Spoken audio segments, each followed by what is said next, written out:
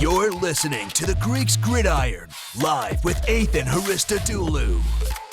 What's up, everybody, and welcome back to more of the Greeks Gridiron. I'm Ethan Hristodoulou, and I have got to say, this has been one of the most upside-down, ass-backwards seasons I think I've ever witnessed.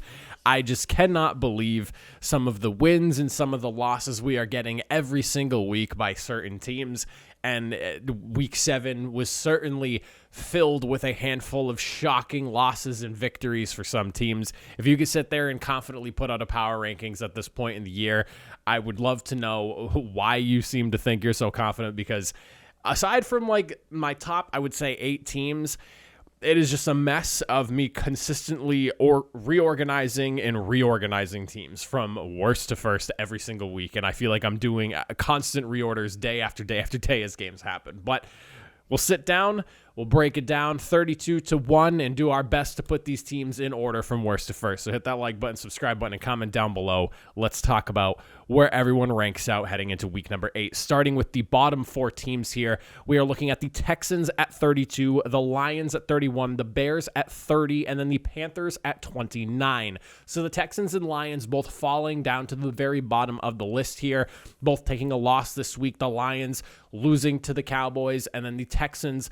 keeping a very close game to the Raiders until the fourth quarter, where the Raiders just kind of ran away with the game. Ultimately, it's just at this point here, I really liked the Lions at the beginning of the season. They were keeping things really close, but I feel like that loss to the Patriots really rocked them offensively, and they're kind of coming back down to earth, and we're starting to see what they really are at this point in time. I hope that they can bounce back, and same for the Texans, man. They've been in a lot of games, and things just seem to go haywire towards the end, and they don't come away with victories. But the Bears and Panthers, man, part of the biggest upsets of the week, the Patriots getting a loss that I don't think anyone was really expecting going up against them last night. But in hindsight, Bill Belichick, year in and year out, struggles to defend running quarterbacks, and Justin Fields, obviously no exception to that. And then the Panthers getting a massive upset victory going against the Buccaneers this week, in a win that I don't think anyone expected to see coming, considering they just fired their head coach and got rid of Christian McCaffrey. The NFL is drunk. That's all I've got to say. Looking at the next 4 teams here, we have the Denver Broncos at 28, the Steelers at 27, the Saints at 26, and then the Raiders at 25. So out of this group before here, the Raiders the only team moving in a positive direction. Broncos taking another loss. Brett Rippon, obviously not the answer for them at quarterback, despite a lot of people saying, hey, maybe this offense will benefit from no Russell Wilson. Nope, it looked even worse, and if you could imagine that. The Steelers, while being in a really tight contest, they do drop 3 spots this week, and it's more so just because of a few teams kind of sliding up because of wins that they got more than anything else. I do want to give credit where it's due to the Steelers, but ultimately it's just not really looking good in Pittsburgh right now, and I know that they were looking for a spark with Kenny Pickett, but it seems like he's going through those rookie growing pains, and I can't really see much positive light coming their way anytime soon. The Saints dropping 4 spots here, and this is just another one of those teams that, dealing with so many injuries, the offense has not looked the way it should because of those injuries. The defense even struggling, allowing the Cardinals' highest point total of the week. They're starting to really hit rock bottom here, and for a team that I had listed as a dark horse going into this season as a playoff contender, I cannot believe they are where they are. And then the Raiders getting a big victory, a much-needed victory to keep whatever slim playoff hopes they have alive over the Houston Texans. Like I said, tight game in the fourth quarter until they kind of blew things open and ran away with the game. Hats off to the Raiders and Josh McDaniels. You get yourself a much-needed victory. Going through 24-21, the Commanders moving up 4 spots into the 24 spot. The Browns stay put at 23. The Colts fall 3 spots to 22. And then the Jaguars staying put at 21. So Commanders, part of that group of upsets that I was talking about earlier. Shocking results from them. Did not expect to see them come out as winners, but here they are, sliding their way up the power rankings. They're out of the bottom 8 now, so good for them. They were sitting very close to the bottom just a few weeks ago for me, but they're working their way up. And with Taylor Heinicke under center, funny enough, it just seems like every time they go back to him, good things start to go the Commanders' way. So maybe they stick with Heinicke. I don't know. We'll see. The Browns stay put, in a tight contest to the Baltimore Ravens. Ultimately, just could not get the game, put the game away against a division rival. I'm very curious to see how this team fares once Watson comes back, because they have been in a lot of games where you have to wonder, if it wasn't Jacoby Brissett at quarterback, instead of being, 2-5 that they're sitting at here, are they maybe sitting at 5-2 or something like that? We'll see. Once he comes back, we're getting closer and closer to his return. But right now, Browns at 23. I'm fine with them staying put where they are. Colts dropping 3 spots after benching Matt Ryan in their loss. And I've got to say, or after their loss, I should say. And just a lost season for the Colts and their rotisserie of quarterbacks. And there's really not much else to say. Sam Ehlinger is going to be the quarterback going forward. We'll see what he brings to the table. He moved up to their QB2 spot a few weeks ago and is now taking the reins at QB1. And Frank Reich himself even stated that regardless of the separated shoulder that Matt Ryan has, this is more or less a permanent thing just because of performance first and injury second. And then the Jaguars staying put at 21 after a tight loss to the Giants. And I've got to say, the Jaguars are one of those teams where they really feel like they're kind of like almost there. You know, they're close enough that they might be able to turn the corner sooner than later, but they still need some more talent on the roster. They did just trade away James Robinson last night, shockingly, to the New York Jets, who lost their quarterback Breece Hall. But right now, the Jaguars, a really solid unit.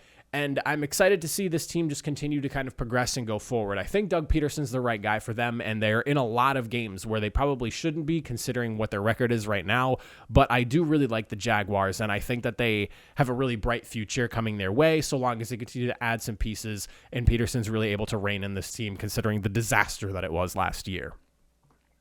Looking at the next 4 teams, we have the Cardinals moving up 5 spots here to 20, the Falcons dropping a spot to 19, the Patriots dropping 4 spots here, I believe, and then the Packers dropping a spot as well. The Cardinals slide up 5, mainly because there's just a lot of movement kind of going on around them with some teams slipping up and down, but they also did get a big, much-needed victory over the Saints, so hats off to them finally snapping their 8-game home losing streak. Talk about a team that does not really have home field advantage. So good on them. They need a W. They get it done. And I mean, they're still in the thick of things. The NFC West is kind of wide open right now. I know the Seahawks lead the way and in a shocking fashion, but they're not really out of it yet. The NFC West is kind of a cluster. So we'll see what happens with them. But hats off to the Cardinals. You get a much needed victory. You keep your playoff hopes alive and hopefully somewhat silence the drama surrounding Kyler Murray right now. The Falcons drop a spot after getting blown out by the Bengals. I really thought that game was going to be a lot closer. I actually called their bet on the, Bengals minus 6.5. I said Falcons plus 6.5 was the most like attractive bet of the year of the week so far because of just, you know, how well they had bet against the spread at this point and ultimately got completely shellacked. I don't really know what to make of the Falcons, and that's why I have them where I have them, because some weeks they're very competitive and they're in tight games, and they're typically in tight games, and they're either winning or they're losing. And this is the first time I've really seen them look just outplayed, outperformed, and overall just like the talent scale being tipped very heavily on the opposite side of the field. So we'll see what happens with the Falcons. I'm kind of curious what they are, and I guess we'll figure that out as we keep going forward here. But lots of young talent, some surprising talent at that. They're not really injured compared to some of the other teams around the NFL, so still a relatively healthy roster, and we'll see if Arthur Smith can learn and take away anything from this tough loss that the Falcons experienced this week.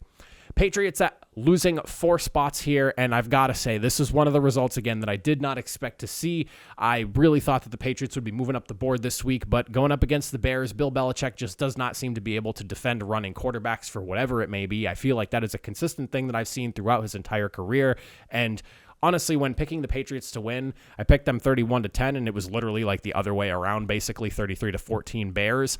I've got to say that at this point now, if the Patriots are going up against a running quarterback, it is not a shoo-in. And I don't know why Belichick struggles to defend them. I know, a handful of teams do here and there, but it's a very consistent thing where I don't really see Bill Belichick ever having good defensive games against those running quarterbacks. And that'll definitely be something that we'll have to look at post-Belichick career and try to figure out why. Packers falling a spot after losing a tight contest and a potential comeback victory against the Commanders. I wanted to drop them a little bit lower, but then when I look at the teams below them, I can't really rationalize having the Packers any lower than this. I'm really disappointed with the way this team is right now. You want to talk about just like a complete lack of continuity, and there's just no rhythm with the offense here. And every now and again, you get big splash plays and they find their way to the end zone on a drive here and there, but it feels like this team should be better than what it is I feel like they can make a turnaround, but at this point, I don't really know, and I'm really disappointed with where they are right now.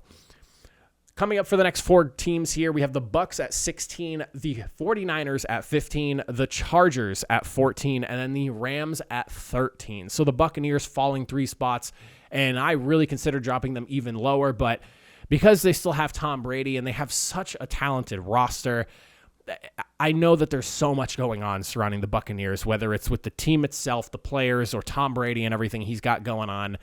Part of me still believes in this team, and they might be a little bit higher than they should be right now. And if you have that argument, by all means, go for it. But I just feel like there is a slim chance that they can still turn things around. The NFC South, another division that's pretty much wide open, and I'm pretty sure they still lead the NFC South despite being where they are record-wise. So at this point, not really thrilled with where they are, but I feel like I can't put them any lower than 16, and there is a piece of me that thinks that they'll figure something out. You know, Tom Brady and his teams always do, right? 49ers at 15 getting somewhat crushed by the Chiefs, and I think this is more just a culmination of all the injuries they have going on right now. Could they be a little bit higher than this? And, you know, they're lower than the Rams right now, who are a team that they've already beat, and they beat fairly handedly, but I'm really concerned about the 49ers and just their ability to keep moving the ball effectively on offense. I know they just brought in Christian McCaffrey, but I do not believe in Jimmy Garoppolo, and the defense is hurting really badly right now. So we'll see where this team goes moving forward, but I'm going to need to see some more from the 49ers before I bring them up any higher on the boards. The Chargers dropping 5 spots here in a shocking loss to the Seahawks. And you want to talk about another upset loss, and one that I did not really see being in the way it was. I would have expected the game to be a lot closer, but injuries to J.C. Jackson, Mike Williams, I'm worried about the Chargers, man. I really am. The health of that roster is a serious concern. And the Rams dropping a spot, didn't play this week just because of movement going on around them. They sit at number 13 now. Next group of 4, we have the Seahawks at 12, the Dolphins at 11, Jets sitting at 10, and then the Titans at number 9. So Seahawks rocketing up the boards. They move up 8 spots this week. They take their spot at the top of the NFC West teams. This is a team that I'm giving the respect they deserve at this point. They have been in a lot of games. They've had some really tight contests, and you want to talk about one of the most shocking teams of the season, it's got to be the Seattle Seahawks, man. They're a fun team to watch. Geno Smith and his story, man, you can't not root for the team at this point. Even if you're somebody in that division that doesn't root for the Seahawks, you cannot just not root for his success story he's got going on right now. Dolphins move up the leaderboard 6 spots, and honestly, I probably had them a little bit lower than they should have been the last few weeks, but I didn't think Tua was going to come back as soon as he did. It's nice to see them come back and get a victory, albeit not necessarily the prettiest one against the Steelers. I think it'll just be, Tua knocking off some rust and getting back into the rhythm of things. But I felt like, Dolphins get Tua back, they get a win, albeit a grind of a win. They get the job done. And this is probably more so where the Dolphins should be, just based off of where they are at 4-0 with Tua under center. Jets stay put at 10. I wanted to move them up a little bit higher, but ultimately another team dealing with some really tough injuries this week kind of concerns me. You lose Breece Hall. Elijah Vera Tucker also goes down. That defense over there, still phenomenal and a fantastic group, but we'll have to see how much James Robinson fits into this team. Slightly concerned because of the injuries they just got dealt with, but they're 5-2, man, and they're looking really good. And the Titans move up a couple of spots here with a big victory for them this week over their division rival Colts. I've got to say that this is a team that is just tough as nails, and their head coach, Mike Vrabel, tough as nails. They deal with so much adversity and so many injuries and things like that, and they just continue to pound out wins in ways that people don't really expect. And you can't really doubt the Titans, man. They were the number 1 seed last year for a reason, and despite their kind of rocky start to the season, I expect the Titans to continue to kind of be a team that is like a thorn in other teams' sides, where you're questioning how they keep winning, but they're getting the job done anyways. And then for the top 8, not a lot of movement going on here. This is where I'm probably the most confident in my list. At number 8, we have the Bengals. At 7, the Ravens. At 6, the Cowboys. At 5, we have the Giants. So Bengals, Ravens, and Cowboys. No movement whatsoever. All 3 teams getting a victory. And based off of just how the games played out and previous games played recently, I liked keeping them all where they were. Cowboys, you get the win that you need with Dak Prescott finally back and under center. Bengals get a massive victory here. It really feels like their offense is starting to get rolling here, and the Ravens squeaking out a tight victory to the Browns. I almost considered throwing the Bengals above the Ravens here, but the Ravens did just beat the Bengals fairly recently, so I kept the Ravens right above them just because it makes sense to me in my head. But the Giants dropping a spot here because you had a little bit of a cheek clencher going up against the Jaguars, and I was not really too sure how I felt about that win, but they still got the win nonetheless. I did not want to penalize them for a win, but at the same time, that near loss shook my trust in them just a smidge so that I dropped them below a team. And I still like them. I still think they're a great team. They keep finding ways to win despite injuries and what have you, but definitely a little bit of a scary victory, I would say, for the Giants. And then for my top four, we got the Vikings, we got the Chiefs, we got the Bills, and then to round it out, we have the Philadelphia Eagles at number 1. So the Vikings obviously did not play this week. They're the team that gets moved up because of the Giants dropping down a spot. Vikings have been one of those teams that have just been very impressive week in and week out, getting wins where people did not expect them to, and I continue to expect to see them play at a very high level, and they only have one loss right now. I know their defense, especially in the secondary, can be a little bit shaky in some games, but they're finding ways to get the W offensively, so I don't really want to knock them. Chiefs staying at number 3. You get yourself a massive victory over the 49ers, a statement victory at that, but they're sitting behind the Bills, who beat them, and then the Eagles are my number 1 team, and I had this question asked for as to why they are the number 1 team over the Bills, and I will make sure to explain it in this video here because I thought I did last week, but I actually didn't. I think I talked about it in a different video. The Eagles are number 1 to me mainly because of the balance of their offense. They can get it done through the air, on the ground, however they need to get it done, and their defense is very threatening. They have one of the best secondaries in the league. They also have one of the best pass rushes in the league.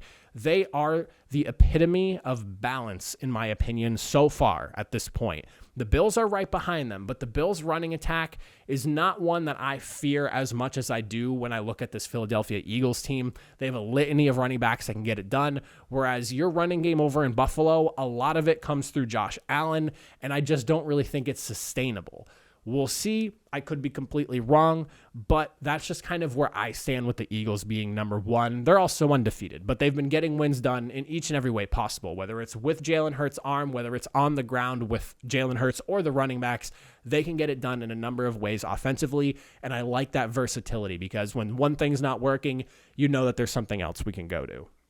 And that's where I feel with the Eagles at 1 and the Bills sitting at 2. But those are my power rankings. That's it for me. I appreciate you all for watching. Comment down below. Let me know, what is your rankings looking like? What do I have right? What do I have wrong? And everything in between. I'll catch you guys next time. Have a good one.